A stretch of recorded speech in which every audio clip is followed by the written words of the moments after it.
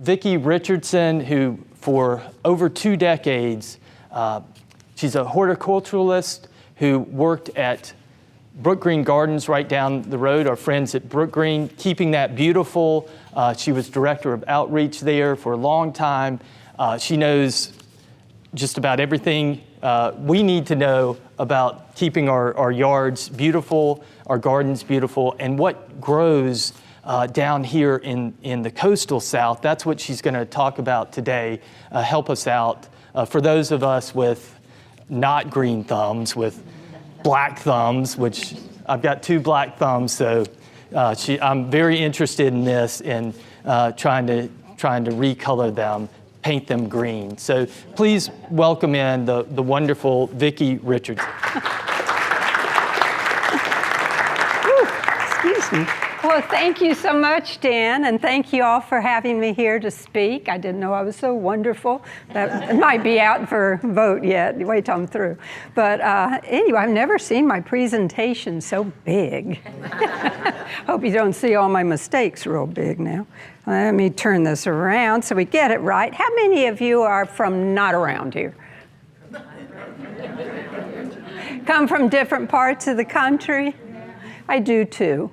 So yeah, I'm a Navy brat, so I've lived all over the place, and I know what it's like to be in an area where, you know that area, but then you go to another region, especially, and you're like, what in the world? Going out to the Pacific Northwest, gorgeous place, but I'm totally lost. They've got a lot of different conifers and ferns that you could dive for, but then you feel a little lost. So I know that moving down here, which many of us have from up north, sometimes the rules change a little bit, or what grew well in your yard up there, like peonies, maybe don't grow too well here. So it is something to adjust. Now, I did enjoy working at Brook Green for 21 years, and 17 of that I was in horticulture. And before that, I was helping run a plant nursery. So I've been working with plants for a good while, but I really have a wildlife degree. People say, yeah, wildlife degree, right. But no, I was learning about animals. So we're going to talk today about the plants that grow well in this coastal southern region, and see if you recognize any of them. Okay, the coastal South, we're in zone 8B here. Seems like it always keeps changing, where the winters seldom drop below 15 or 20. We do get down in the teens once in a while, but we don't have those long, extended times of being in the teens like you would up north.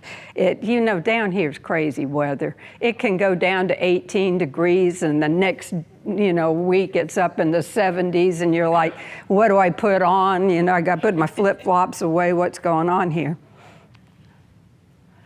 How do we differ from other parts of the country? We don't have those extended periods of cold, like I was saying, which can affect the plant viability. Some plants really want that long cold, and you think, really? But every time we had a really cold winter and everyone was complaining, we would have the most beautiful spring. It gives plants that time to really be dormant and to kick back and chill out for a while. And some plants really require that. But we would always have this gorgeous spring we would notice after we had a really cold winter. As I said, some plants require that for flower production. And then our summer nights don't provide that coolness that up in the mountains. Love the mountains. You can have this nice warm day and you're out fishing or something, but then the nights you're putting a sweater on possibly. It's very pleasant and you've got that warm in the day and cool at night. Down here, you guys know, we don't have that. You walk outside in July and at 10 o'clock and you're still like, what the heck is this? It's just hot and muggy and ugh. So we don't get that nice cool evening, which gives plants that resting period. It gives us that resting period. And they put on new growth in that cool evening, so we don't get that. Some plants just plain don't like our summer humidity. And a lot of silver foliage plants, like, my daughter can grow lamb's ears just huge up in Tennessee. Down here, those lamb's ears, they go along okay, and then all of a sudden they start looking kind of rough. And you think about it, they have all that fur on them, the little furry leaves, and it probably holds that humidity down inside of them, which they don't like. That's a plant that can really thrive on neglect. See, I don't know if I have to point it there or somewhere else. For a plant to do well in the South, it's got to be a tough plant. It really does. It has to put up with our summer heat, which can be ridiculous. With no promise of a cool down at night, it must be able to tolerate a sudden hard freeze. Like say in the winter, you can be going along pretty moderate, might be in the 70s, and then all of a sudden, boom, you get a night with a hard freeze. So the poor plants and the birds, can you imagine what they're thinking? They must stave off constant threat of fungal disease from high humidity. They must have no need of a sustained winter freeze. And they must be able to withstand occasional summer drought and winter saturation. I always say after Good Friday when we plant, no more rain. Just like, you put them in the ground and then nothing. Like yesterday, it was supposed to rain. I think I had a drizzle out there. And I'm out there weeding in this drizzle under a rose bush trying to fight back something I put in the yard that, wish I hadn't. Kind of took over.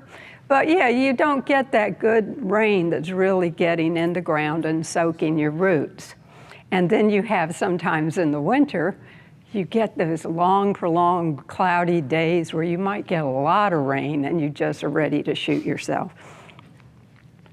So plants got to be tough down here. Okay, getting on to perennials. Well, perennials are any plant that lives for 3 years or more in your garden. Many perennials are really good to come back each year, and sometimes 3 years and then all of a sudden it poops out and you're like, what happened to it? Some can be that way. Well, talking about the silver foliage plants, these are two cultivars of Artemisia, silver king on this side, Powys Castle on that side. These are two silver foliage plants, if you like them, that really do well here. And they actually will kind of go through the winter. They'll get a little leggy looking sometimes, but don't prune them in the fall or you'll lose the plant. Wait until later on and give them a pruning. But they do very well down here, and they've got great texture in both of their leaves and keep that nice silver foliage. Coreopsis tixi, that is a great one for down here. It tends to bloom a little later in the summer. It's not doing its thing yet. The Zagreb, the thread leaf kind with the little tiny leaves, they can both take full sun and they bloom mid to late summer and into the fall if you trim them back. That is one thing that gardening is not for the weak of heart or the weak of back or anything like that. Trying to juggle, like right now, I look at my yard and I'm like, man, aren't I killing it? It's beautiful. I'm not killing it, Mother Nature is, but everything right now is blooming. The roses are happy. My primroses have taken off. It's just gorgeous. Well, in a little bit, those primroses are gonna settle down for the summer. They're not gonna be blooming anymore. And our roses around here, they love spring. They're happy about fall, but midsummer, they just don't do anything. So, you've got to figure out what plants do well in, and keep them moving, like if this one blooms in June, get something else that blooms in July, and find out how to keep some bloom going in your garden. It can be a challenge sometimes to juggle them around. But this one is a great one. You can save seeds from this one and bring them back from seeds as well, but perennials usually come back from their roots. Buddleia butterfly bush. Butterflies love a flower. How, you notice this, it's many flowers on one stem. It's kind of like going to the shopping mall. You can hit all those stores in one place. They like that so they can all sit there and get nectar out of each one of those little flowers if they wanted to. So butterflies tend to like your lantanas that look like a little bouquet, or anything that's got multiple flowers on it. This butterfly bush will produce blooms through into the fall. It does usually bloom on new wood. So prune it in the spring and get that new wood coming out so that it'll encourage the blooms and you'll get more. It likes full sun, and of course the butterflies do love them. But knowing when to prune something, that's another secret. The more things you can read, like this produces flowers on new growth. So pruning it would be fine. Some of your hydrangeas, they want to produce it on the older growth, so if you prune them at the wrong time, you're going to have to wait a couple of years for your flowers to come back. This Kufia is a wonderful plant. I have not been disappointed in this at all. These are two cultivars here. This is a little one that a common name, they call it cigarette plant, which I'm not really keen on. But I guess just because it's got this little tiny orange flower, and it does make a bush almost, about that high, about that big around as it matures. And the hummingbirds, if you want hummingbirds in your yard, plant Kufia. They absolutely love it. And this larger one here, they call candy corn, it tends to bloom more in the late summer. So this one will bloom all summer long, the top one, the igneous, and then this bottom one does bloom a little later, and it gets big. It's got a bigger leaf, it's got a bigger flower, and it is great fall color. Oh, here we go. You can't see the words too well in there. This is Gara, and this cultivar is called whirling butterflies, because once all those little flowers grow up and bloom on the top of those little tiny stems and the wind blows, they could look like little whirling butterflies. This is a beautiful plant. It comes back each year, and the one thing that's a little strange about it, it tends to attract aphids. You will find aphids on this, and I just let it go. The aphids are feeding somebody. And once this kind of poops out with their flowers, I'll go out there and cut the stems down, and just leave the plant. Then you can kind of pick up all the aphids and go throw them away. But it does seem to get aphids, but don't let that put you off of it. It just seems to be something that happens. And there's a lot of insects and different things that like to eat aphids, so I guess they have a purpose. But this is a very pretty one. Mine is blooming right now in the front. Helianthus debilis beach sunflower. This is a low-growing sunflower. It can really take off. It is a native plant. We're always trying to put more native plants out there for our native pollinators. It tolerates salt spray. This grows really well if you do live over on the beach. And it blooms all summer long. So this one will, die back in the winter and just clean it up, and it'll come back each summer and just bloom like crazy. So that is a real good one to plant around here. It's very heat tolerant. Salvias, oh my goodness, how many salvias are there in the world? There are books written on salvias. There are so many of them. This black and blue up here has just started blooming in my yard. And the thing that's interesting about it is most salvias like sun. This one takes shade too. The only problem I have with it is it's quite aggressive.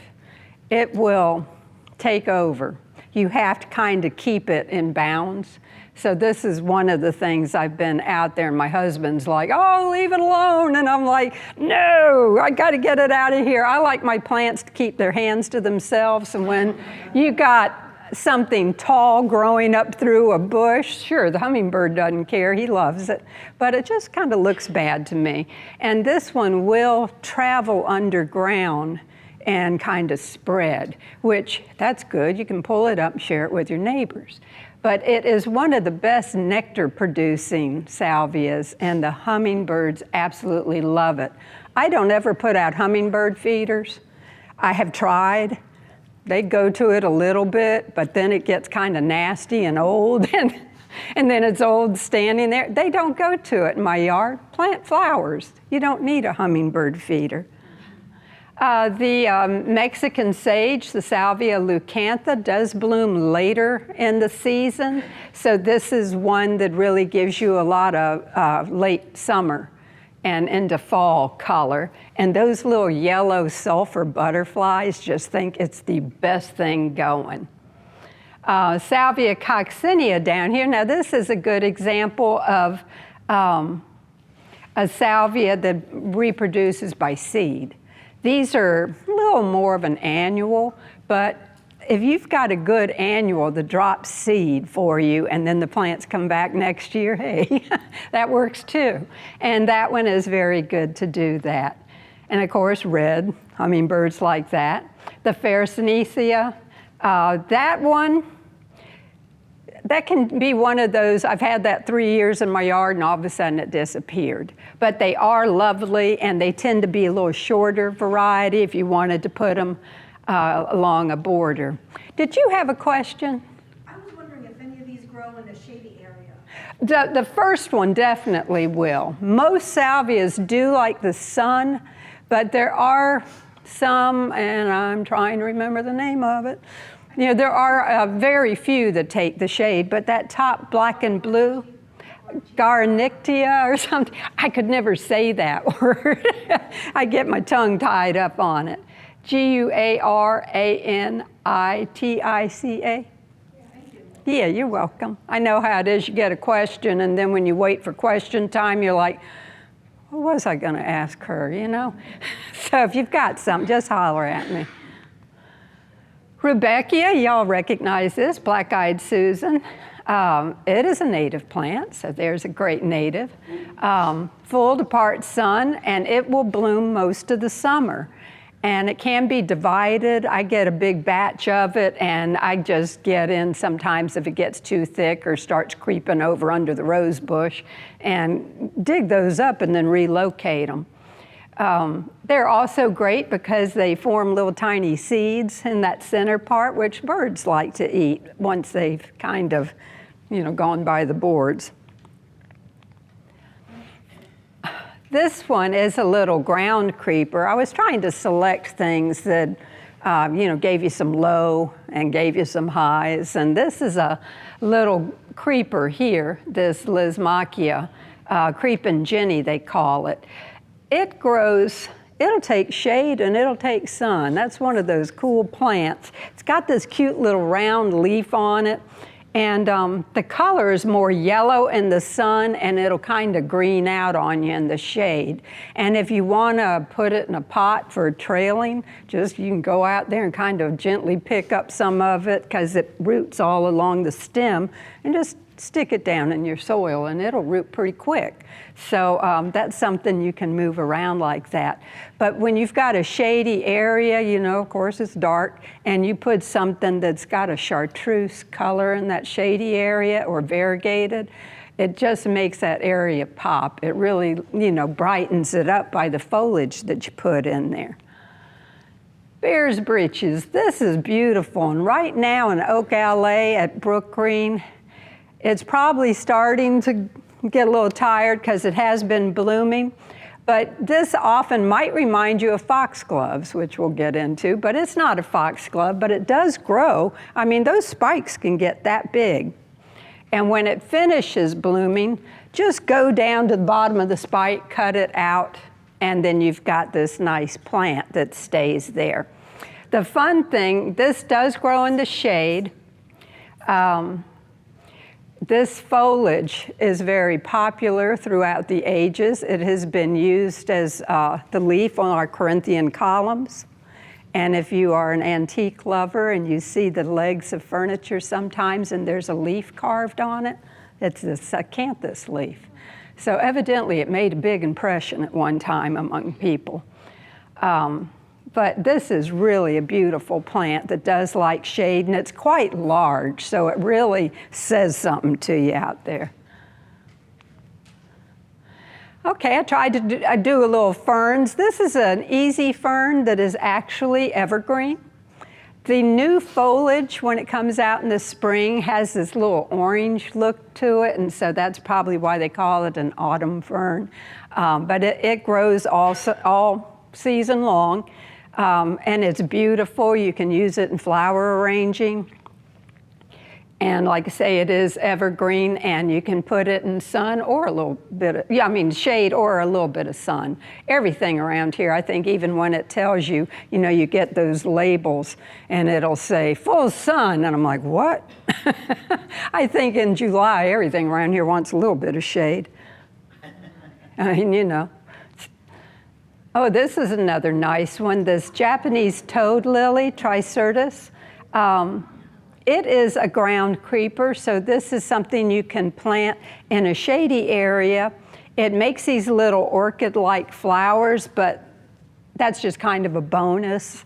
The flowers, the foliage is so pretty with this variegated one.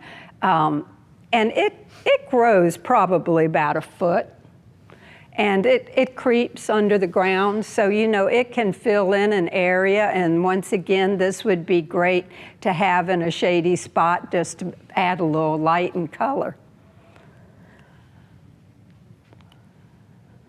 Okay, annuals. Somehow with a lot of people, annual seems to be a bad word. When I worked at a plant nursery for many years, I'd have people come out there and they would say, I'd say, well, can I help you? And they'd go, yeah, I want something that's gonna bloom all the time and it's gonna come back every year. And I'm like, have you seen the silk flowers down at Walmart, I'm sorry. But, they're like, I don't want those annuals because I got to plant them all the time. And I'm like, well, then you're not a gardener. I'm sorry.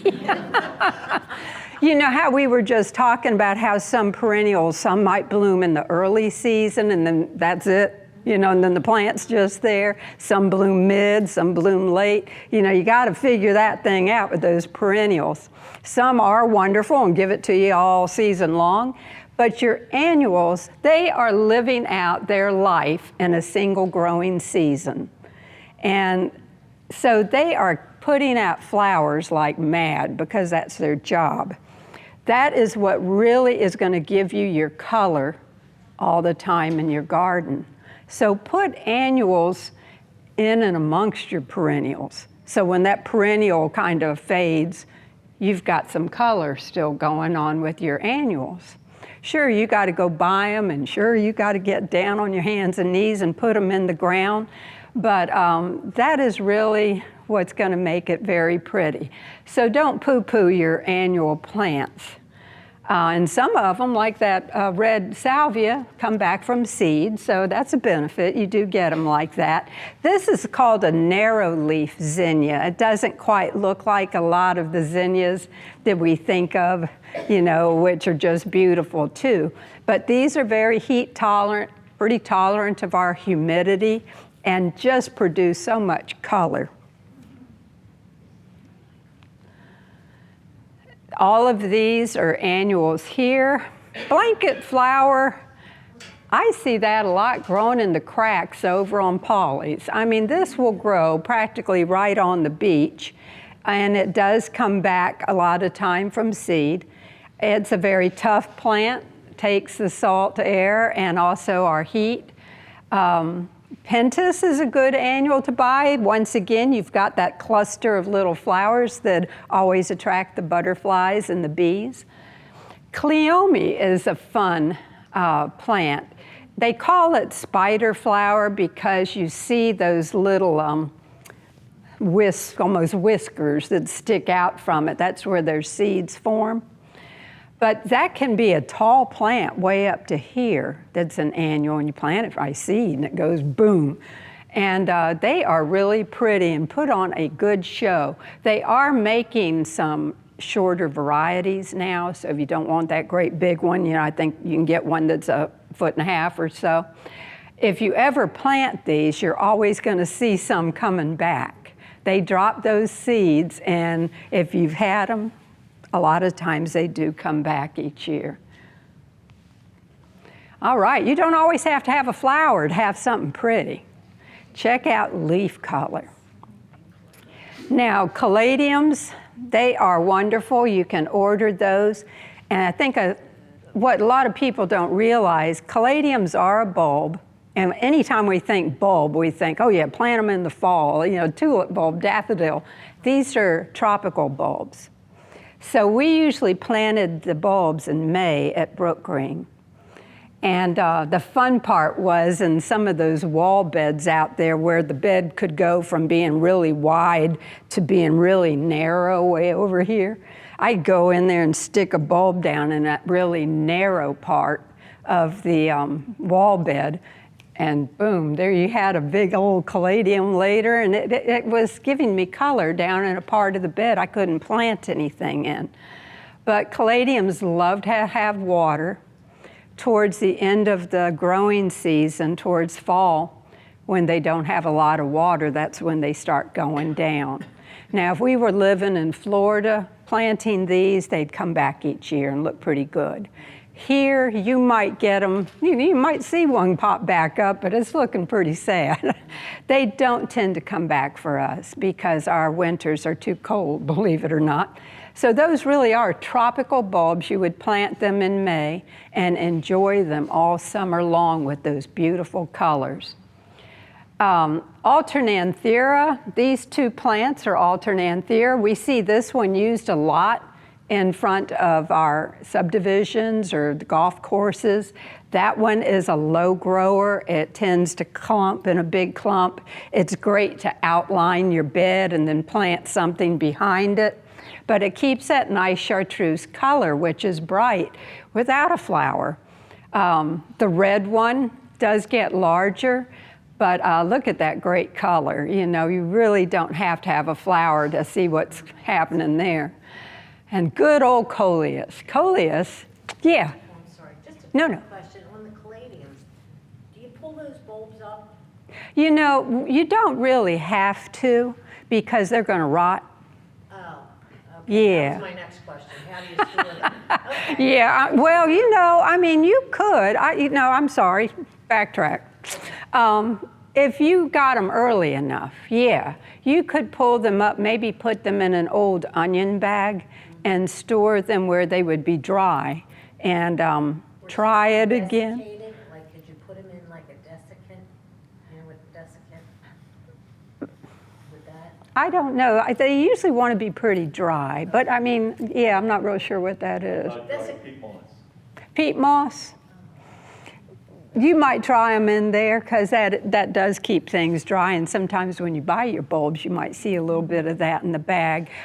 Myself, I have not had real good luck doing that, but maybe that was me, Well, you're the expert. Hey, well, no, don't. I know how to make mistakes and goof up, too. But yeah, I haven't had a lot of luck with that, but that doesn't mean it's not worth trying. If you left them in the ground, they just rot. Now, when we used to plant tulips at Brook Green, yeah, I know, tulips. They were beautiful when they bloomed, and up north, my father had tulips that came back each year, and they were gorgeous. Not so down here. So when we were pulling them out of the beds after they had bloomed, there just wasn't any use keeping them because they were going. They weren't going to come back the next year, so we pull them out. People would walk by, visitors, and be like, "Oh my God, you're pulling those out, can I have them?" I wanted a t-shirt that said, "Yes, we're pulling the tulips out," just so they quit asking. But they don't come back down here. So they probably, because they didn't get that good long cold spell that they needed. So that is something that's different from where you might have come from in New England. So back on track, but thanks for that question. The coleus, back to coleus. I remember where I was. God, we've all loved coleus. We've been growing coleus on our kitchen windowsill. Coleus used to be a shade plant, but I think it got so popular, and with plant breeders and what they do, they have got them now where many of them tolerate the sun too. So we can go sun or shade with a coleus plant. And they're gorgeous. They give you that color all through the summer. You can pinch them off if they're getting too big for your space. I keep kind of a cement trough on the side of my house that I'll take cuttings from something like coleus and just, take a small piece. When you're trying to root a plant, and coleus, of course, is extremely easy, not everything is, you don't want that plant to have to support too much up here. It's kind of like, hey man, I don't have any roots. How can I support this? So you want to pinch out the middle leaves, and sometimes I'd even cut the leaves to make them smaller. And you just need about 2, but then you need the buds from the leaves below that you've yanked off on the stem, because that's where your roots are going to grow. So I'll take a coleus that's gotten out of hand, cut it back, go make little cuttings, and put them in this little trough, I call it, over there with soil in it, and I root them. And when they get big enough, if I've got a place in the yard that's suffering and looks like it needs something, I'll go plant that coleus when it gets good roots going on it. Now you can do them in the window, but I learned a few years ago, water roots versus soil roots are kind of different. And if you take something that's rooted in water that you've kept on the kitchen windowsill and you plant it, just make sure that you really kind of keep it watered good, because it's used to that. Those roots, if you don't, they tend to fall off in the soil. And so they're a little different, where if you root something in the soil, you've got some good roots going. But I'm not saying it doesn't work, because there's going to be like half the people in here that goes, "I rooted something on the windowsill and it did great." Just keep it watered well and it will do just fine. Begonias, I'm a sucker for these things. I like African violets too. A lot of times horticulturalists, they can get a little snooty about plants, and they just want, the new, fun, weird looking plant that comes out. And I'm like, no, some of these old timers that have been around forever perform well, they're beautiful, and you gotta love them too. So these are great begonias. I absolutely love these dragon wing begonias, not only because I like dragons, but they do grow tall, and they tend to kind of arch. I don't know what that was. And they're just gorgeous. The shorter ones, do well, and they get big. There's a secret about begonias. You notice there's bronze leaf begonias and there's green leaf begonias. Your green leaf begonias really do a little bit better in the shade. Your bronze leaf, think of them, they got a tan. They'll tolerate the sun a little bit better.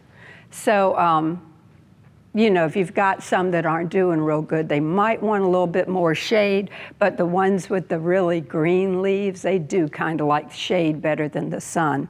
But they're great plants. They give you color all summer. Oh, here's the foxgloves. I love these things. These are our cool season annuals. Now this is where it gets confusing if you've been up in New England. We plant a lot of our cool season plants in the fall because they're going to go through our winter, give us some color, and come spring really explode into color. And foxgloves is one of them. Foxgloves, of course, if you want your yard to look like an English cottage garden, this is your plant. They get tall, they're beautiful. They are actually classified as a biennial. That gets into a can of worms there. But if you can buy the plants, and I wish more nurseries sold them. I don't know if True Blue does that much, but it's kind of hard to find them. I don't find that Dixon really grows them that much. But if you can get your hands on some foxgloves, they are beautiful. Plant them in the fall, and they're not going to bloom till the following spring. These are not winter color, but they do give you a plant out there. This is also where we get our heart medicine from, our digitalis. That's the botanical. So don't go chewing on your foxgloves. Make your heart race. Pansies, snapdragons, Iceland poppies are beautiful for the winter. English daisies, I love those little things. Bachelor buttons and calendula. These are a lot of the cool season plants. Here's your majestic giant pansy, which is just one of many pansies. When I worked at a plant nursery, I always remember this because this man came out on his lunch hour. You could tell he was out there because he had a suit on, you know. And he's standing there and he's looking and he's looking. And I would say, well, can I help you with something? And he goes, yeah, my wife sent me out here to get her some pansies. And then he kind of did this number. She wants the ones with faces on them. I said, oh yeah, they're right here, you know. He thought his wife had gone around the bend. You could just tell. And I'm like, oh yeah, they're right here. So, you know, this little dark splotch people tend to call the face on the pansy. Now, these are your little winter annuals that will go all through the winter and give you color. Their name is wrong. Pansy makes you think they're flimsy. I can see those things get ice on them. And when the sun warms them up, boom, there they are again. Bad thing with pansies, got a deadhead. You know, when you see the flowers fade, if you go out there, and this is going to give us our exercise, you know, you're always messing with Mother Nature a little bit. After, I just taught this to a bunch of kids last year, after the flower, what do you get? Seeds, right. Well, that's the plant's goal in life, is to reproduce. That's the way animals and people are.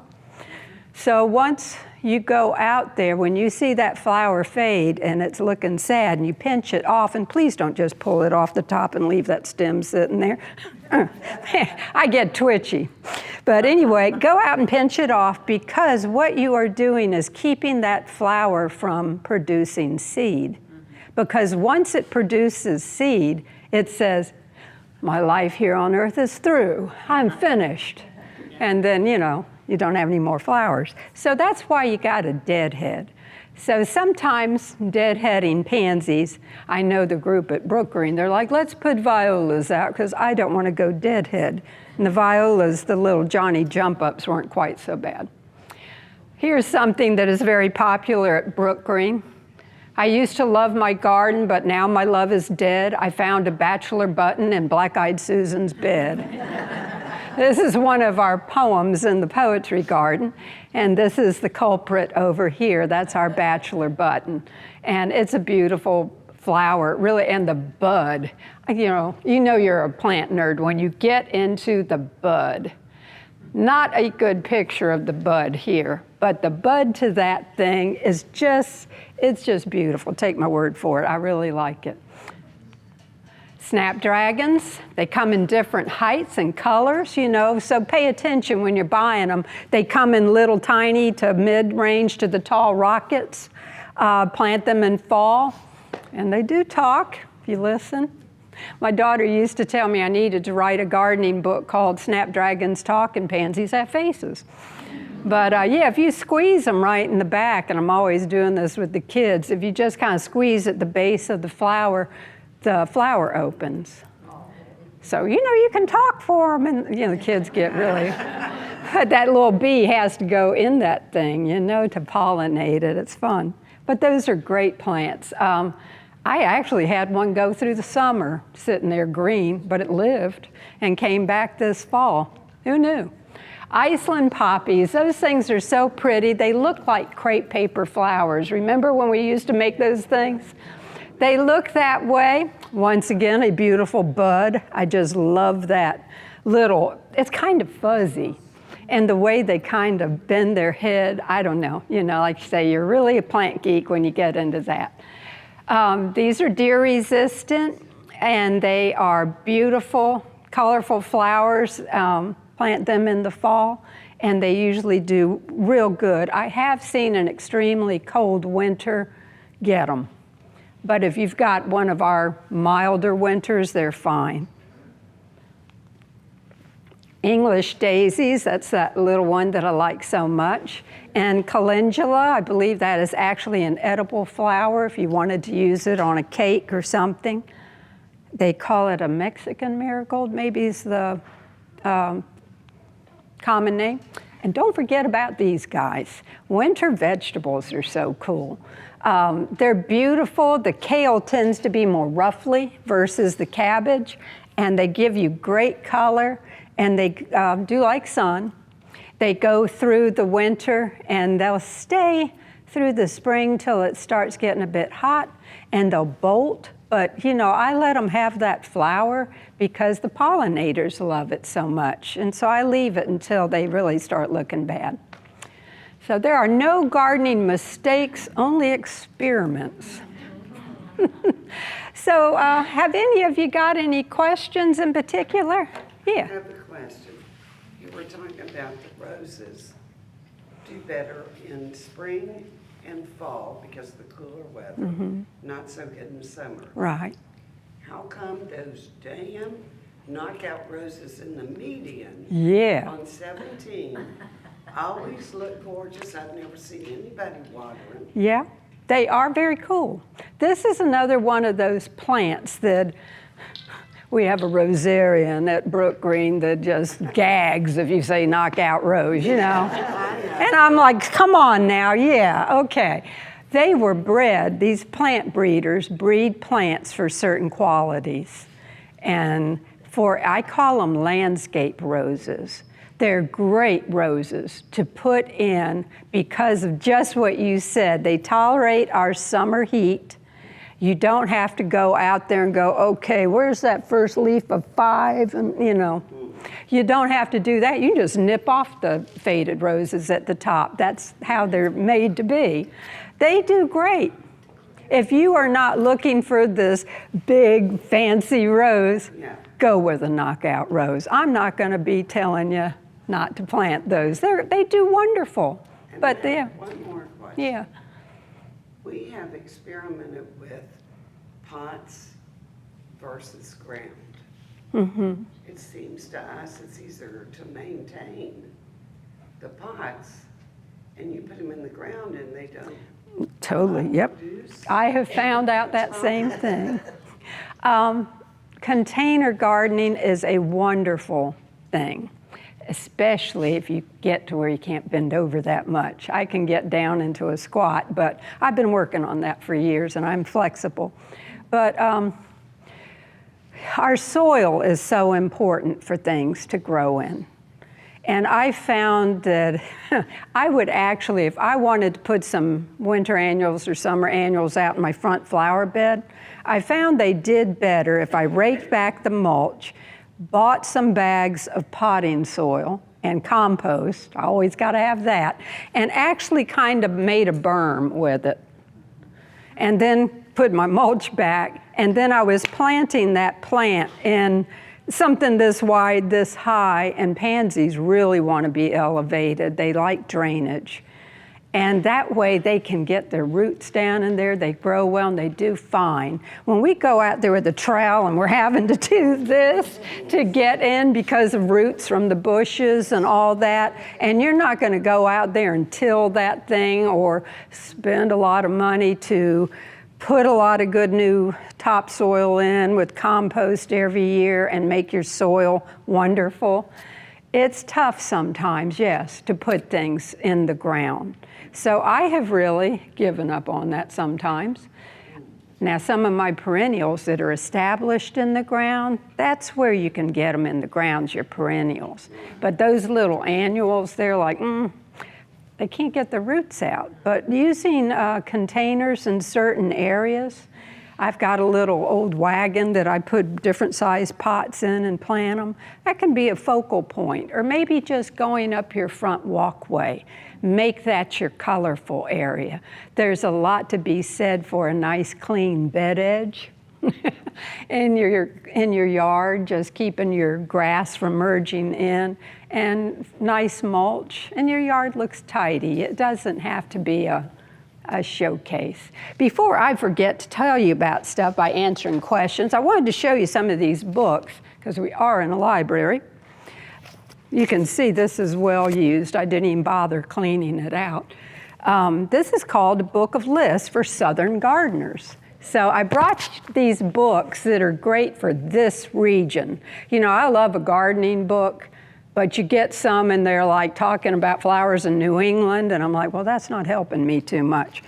This is a cool book, the book of lists. It sounds funny, but what this author has done is take trees, perennials, ferns, annuals, vines, shrubs, azaleas, roses, ground covers, and he has broken them down into sections of trees for wet sites. You know, trees that grow in the shade, small trees under so many feet, or, you know, flowers, the same thing with all of those subject matters. So if you've got a situation in your yard and you're like, I don't know what to plant there, you can get this book and look for your situation, dry, shade, wet, you know, areas, whatever it is. And, you know, if you're looking for a perennial, if you're looking for annuals that grow there, you're going to find it in here. They just give you a list. It's so nice. And then you can try to find it, go out and look for it. But it just gives you the information of what will grow. And he has reached out to different, you know, nursery owners or authors from gardening books. So he's got them highlighted in here for the plants that they feel do well. Like this is perennials that do well in the shade. Nearly no melt silvers, you know. You can just look it up in this book. We're always talking about planting more native plants for our native wildlife and the importance of that. And so here's one for Southern things. I know native plants are frustrating. We do have a native plant society that holds meetings up towards Conway each month. I don't say always try to plant natives, you know, like all in your yard, because put them in and amongst what you love. Natives can be a little, well, what they are, wild looking. Sometimes their form is not quite what you might want, but they are important to put out there, and you might also be surprised to find out what plants you love that are native plants, and just put more out there. But that doesn't mean don't go buy your exotics that you like. I'm not one of those people that says, oh, you've just got to plant all native plants or all whatever, you know.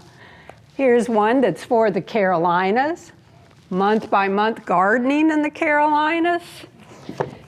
And Fielder Rushing, this man is quite the character, the author of this book. He's hysterical. We had him as a speaker once out at Brook Green. And tough plants for Southern gardens.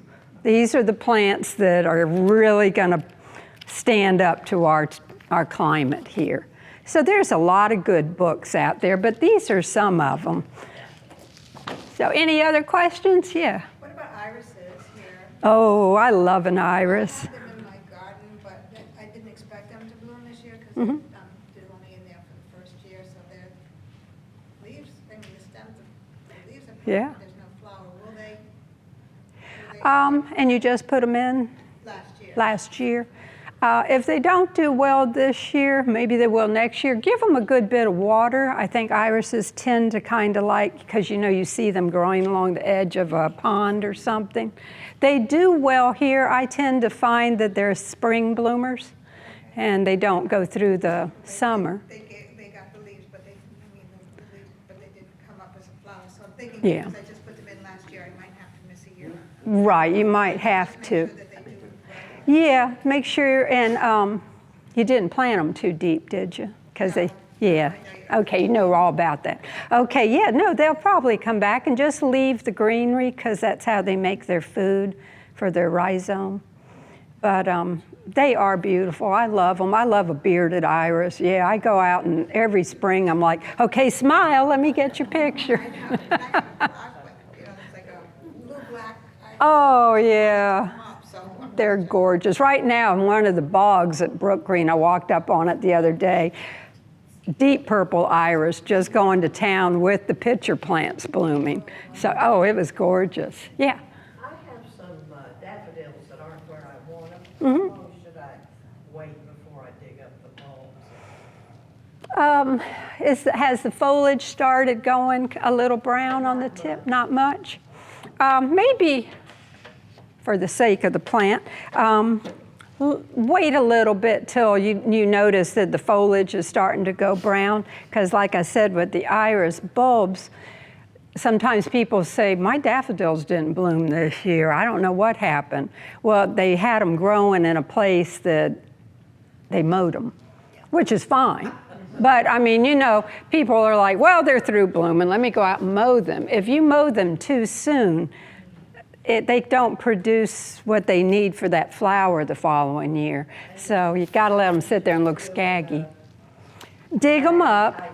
Yeah, just dig them up when you feel that you know they've kind of had their time to produce what they need, and just divide them. I did that this past fall with some Lycoris bulbs, the hurricane lilies, and put them out because I had like a huge clump that was growing in a place that wasn't really good, and we just dug them up and moved them around. So yeah. Raccoons, possums, and deer. Ooh, oh my. Oh, what are they doing? Eating your stuff? Yeah. Doing a lot of digging for the raccoons and possums. Yeah. And the They- deer just eat everything. Right. There are more deer-resistant plants, and actually that book of list, I believe that's one of their subjects in whatever category. I love deer, they're beautiful. But yeah, when you've got, I heard that. When you've got a bunch of hostas and they're using it for their salad bar, that's discouraging. We've had, yeah. Native plants deal with it. Well, native plants, some of them are kind of made to tolerate that sort of thing. Plants that are fuzzy, have a little bit of a fuzz to the leaf, or aromatic in some way, like herbs, that the deer might be like, ugh. They don't seem to like fuzzy leaves. You can look and put the deer-resistant plants maybe back towards your wilder area, so as they hit it, they're like, I'm not going any farther. That man's got a bunch of whatever growing here. They're going to get in there. There's nothing. I mean, people put pie pans out, but how pretty is that? They get used to anything after a while. My personal favorite is the sprinkler that turns on and shoots them, you know, when they least expect it. But they get used to it. And possums and raccoons, they're usually after maybe the grubs in your lawn or something. They can be a bit of a nuisance, but it sounds like you live in a more wooded area. Right next to Brook Green. Right, oh, there you go. There you go, yeah. But possums are cool. They actually don't carry rabies. Their temperature's too low to carry rabies. They don't get, their temperature doesn't get high enough. They eat a lot of ticks. And Lord knows we don't want ticks. So That's good. My watch has gotten stuck in my pants pocket. I'll just be like Napoleon and walk around with my hand in there. There's a product that was recommended by a friend of mine.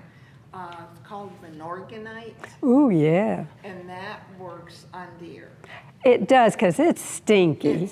It's made from human waste. Yeah. And actually, one of my neighbors used to work for a company that made this product. That is a wonderful It product. works. Mm-hmm. And I put it around my dragon wing begonias because they come Wonderful. in- Yeah. Well, It that's does great. work. And you can buy that anywhere. It's very common. It's like 35 pounds. Yes, and you can just broadcast it. It's not going to burn anything, and then work it in, but it does have a kind of funky odor to I it. just use it. Yeah. Yeah. I don't use my hand. 'cause Right, well, you can like use a this. cup or something, yeah, or put a glove on. but it does But it work. does. Yeah, I'm glad you said that, because that is a pretty good one. Anytime, deer, if you there was something called Zoodoo. If you're putting out predator droppings, they're gonna be like, ooh, wolf, and maybe not go in there. But you just have to reapply it. Same with deer repellents. That's the problem. You just have to keep reapplying it after a rain. So you kind of have to figure out what you're willing to lose. Plant a lot so the deer can eat some. I don't know. What about fertilizing? Fertilizer? Yeah. Fertilizer's fine. I would go compost a little bit more because, that's what Mother Nature uses. You can buy mushroom compost by the bag, or really, look into all sorts. Earth food was something really good. But you want to talk about stink? I cleared out the entire cafe area at the Low Country Center once at lunchtime, putting out earth food. It airs out after a while, and it's wonderful to work into your soil. And you can even leave it on top of the soil, because the earthworms will come up to it. But yeah, compost, compost, compost. Make sure your soil is good. If you're having problems, take a little bit to Clemson Extension, get a soil analysis. It costs like $7. And you take it from different parts of your yard, and take it to them. They'll tell you what you need to do to your yard if you're having any trouble with something. So am I running out of time, Dan, or am I good? How about a couple more, Okay. if that's all right? Couple more, anyone? What was the name of that deer stuff? Milorganite. Milorganite? Milorganite. Milorganite. Yes, True Blue carries it. Honestly, I think Home Depot carries it, possibly. It's pretty common. It's not a tough one. Yeah, true. And any of that Espoma, True Blue carries that Espoma line. Those people were organic back before we even thought about organic. And they've got like the rose food, the azalea, whatever, So yeah, that's really good stuff, and it's all organic. Yeah. Geraniums. Ooh. You mentioned geraniums. Yeah. Are they annual, perennial? How will they grow down here? Like They that? do great. Those were Anna Huntington's favorite flowers, and that's why we plant them at Adelia, where I do tours now since I'm retired. Woohoo! So they'll work in like big pots? Yeah, they will. You've got to find where the geranium wants to be. They're kind of like an African violet. I tend to find they like it at a little more shade, but they like a little bit of sun. And I leave mine out through the winter unless I hear that it's getting down in the 20s for a couple of nights. Mine actually look like they're gorgeous in the winter. Yeah, and then, but like at Adelia this year, those 20-degree nights that we had a couple of nights in a row, they plant them down that main walkway under the overpass. What? I don't even know where I am. It's the main walk through Adelia. Yeah, they got hit and we had to replace them this year. But they do really well. They are heavy feeders. You know, you can put Osmocote, of course, in the pot, but you know, they like, and the beauty of Osmocote and Miracle Grow is you can put Osmocote in the pot. It's time released. It's not hitting a plant all at once. And also put the Miracle Grow when you water and let it get on the leaves and all.